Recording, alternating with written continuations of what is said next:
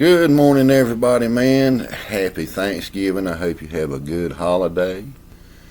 I hope you have a good one, man. It's another Thanksgiving coming around. Be careful out there if you got to travel. One thing I noticed when I went out to feed my chickens, and I've been noticing it for a few days because I go do my fishing and be outside in the environment, and I had a question around here, where are the birds at? My buddy Mike mentioned that on his channel, where are the birds? So I usually get blackbirds and bluebirds and cardinals, and I've been seeing crows, but none of the other birds because they usually chase my cats, but maybe it's just me. I just wanted to put it out there and ask that. Like the video says, behind the blue line retired. During this type of job, law enforcement, you come across and you investigate a lot of stuff. And one of the high-profile cases, man, that really piqued my interest was, you remember Chris Benoit, the professional wrestler, allegedly unlived his wife, his little boy, and then unlived himself in the gym area that he had. When it first came out, and they came out with the conclusions, I wasn't entirely convinced. And it may have happened that way, and I may end up having the same conclusion as the Georgia authorities did in the end, and I'll explain why. Because the circumstances behind it, when you have a high-profile case as such, the whole world's watching. You made worldwide news, so the pressure's on to get this thing solved. So, but when I saw the final conclusion, at the time I wasn't entirely convinced. Excuse me, I don't know what's going on in my throat. But in the area where he lived at, Lafayette, Georgia, Fayetteville, Georgia, that's a mecca of the Dixie Mafia. Okay? And they're bad for they'll approach entertainers and wrestlers, athletes, that sort of thing, and offer them, say, we'll pay you this much if you'll transport our product from here to there. And at that time it could be cocaine, heroin, cigarettes, any kind of commodity they can come down here and get for cheap and sell it up there for a hefty price and make a profit on it.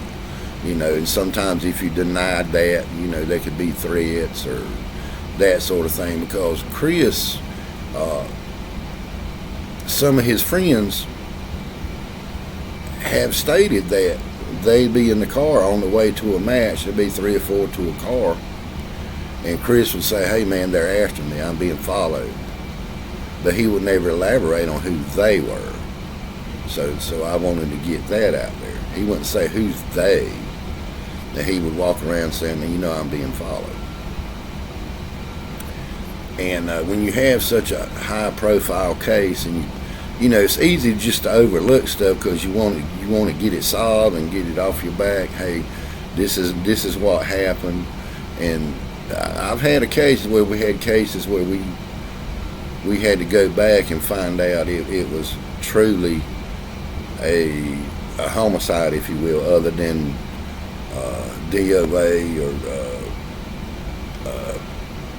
death that by all intents and purposes looked like a natural death.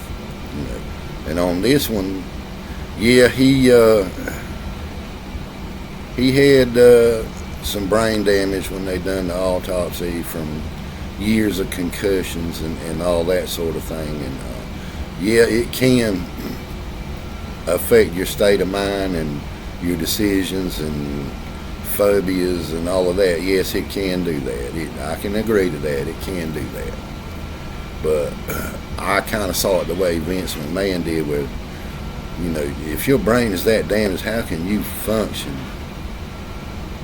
drive from one place to the other, know how to get there, work your match, make sure you're making your bookings and But and I do understand he was real close with Eddie Guerrero. They were good buddies, and I think Eddie, I truly think that Eddie kept Chris in line. Chris was very quiet, kept to himself, and Eddie would talk to him and offer his help and be a good friend to him and work out with him and that. And I think that when Eddie passed away, Chris took a downward spiral, because when you have a death of a person that's very close to you and you love them, it is so hard. It is very hard to. So he had to go on, without his inspiration there. They gave each other, supported each other, and all of that, and they were darn good athletes. They both worked so hard to get to where they were at. And here you have Chris. At the time, he's a WWE World Champion. He's the title holder. He's the big dog. So when I had heard that, this gang is devious. That's how they operate. They don't care if you're a celebrity or not. The neighbors didn't report anything suspicious or out of the ordinary. They didn't see any suspicious vehicles. And keep in mind, this could happen during the night. Now, somebody could come in during the night and launch the attack or whatever. But it seemed too easy to me, if you will, just have an open mind. The whole case, it seemed too easy. Often like the Murdaugh case in South Carolina, where the lawyer allegedly unlived his wife and his son with his own firearms and didn't unlife himself. I'll do another story on that.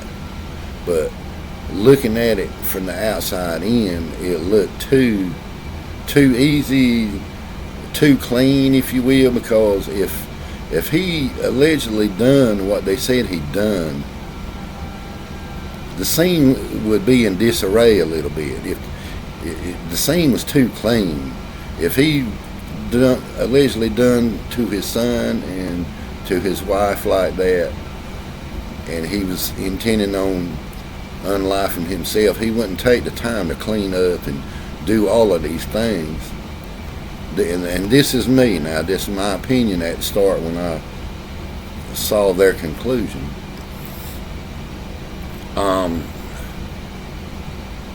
He's going to do it and the house is going to be in disarray. But when the officers got there, it was clean. They could smell death. The detective knew that there was something dead in this house. And that's when they discovered. I think they had been in there 3 days, if you will. And scene just, they found them, all of them, in separate rooms.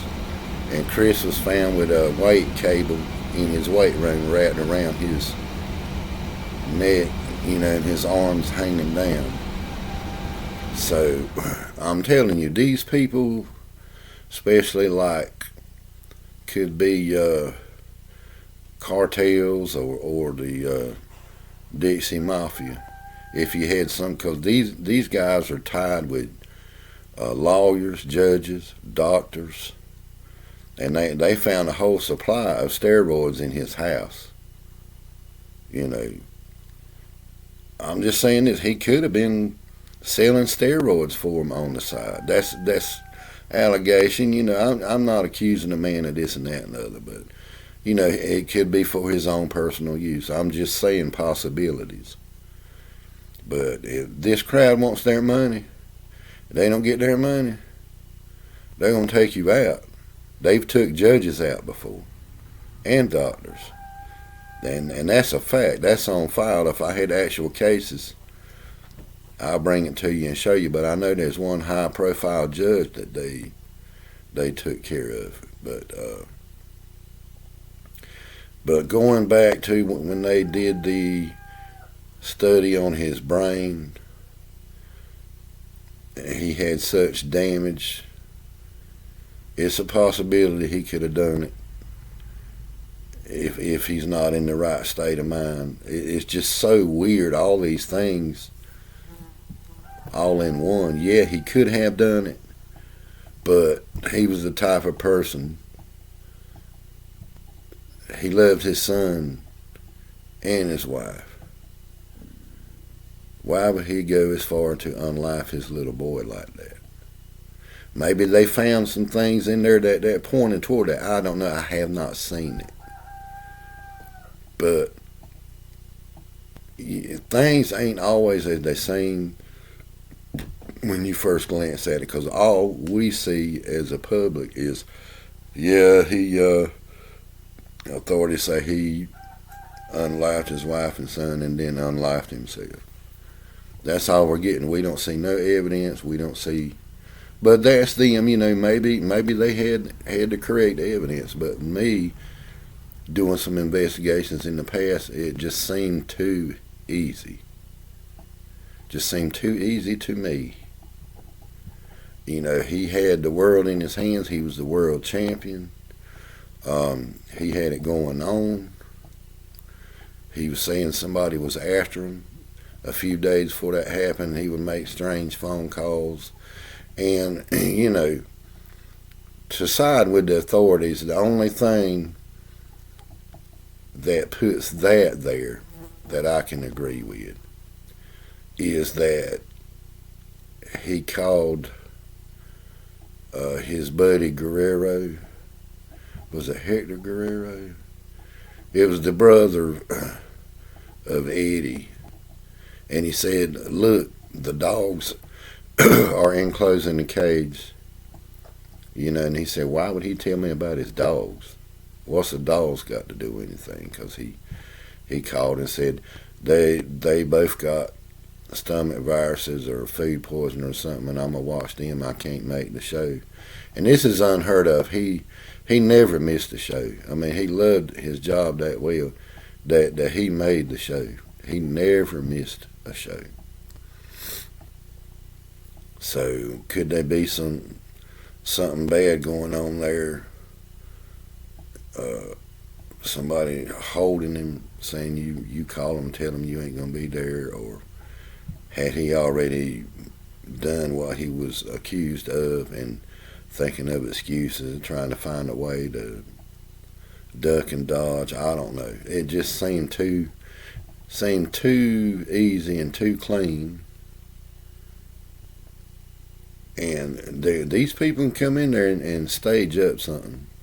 And I heard the stories about the Kevin Sullivan, because Nancy left him for Chris, that he was going to get Chris back, and he was involved in witchcraft. And I've heard that story.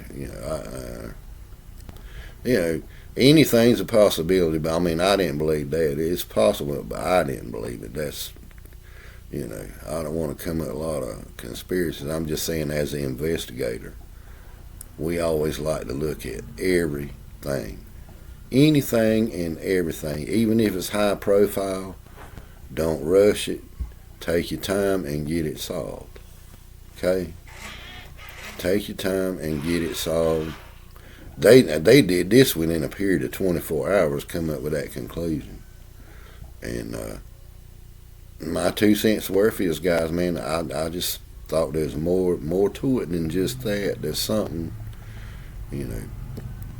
half of them believes the guy didn't do it, and the other half wants to side with the officials because maybe they had the evidence, maybe they had DNA and fingerprints to, conclude that that's what happened. So there again, I've saw all the documentary shows on TV and what they said, and but I know as an investigator what it's going to call for, and that on the paper, that's what it looked like. It really did. It looked like that's what he did. It looked like he did it. But there's just a part of me that just, I'm doing like trying to look in nowadays to the disappearances of all these truck drivers and the black truck drivers. There's an attack on those guys. It's black males and females. As long as they're truck drivers, there's a lot of them missing. Nobody's heard from them anymore. Their trucks have been found with the supplies gone.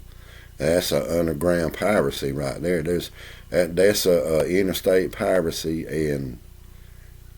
and homicides is what I think.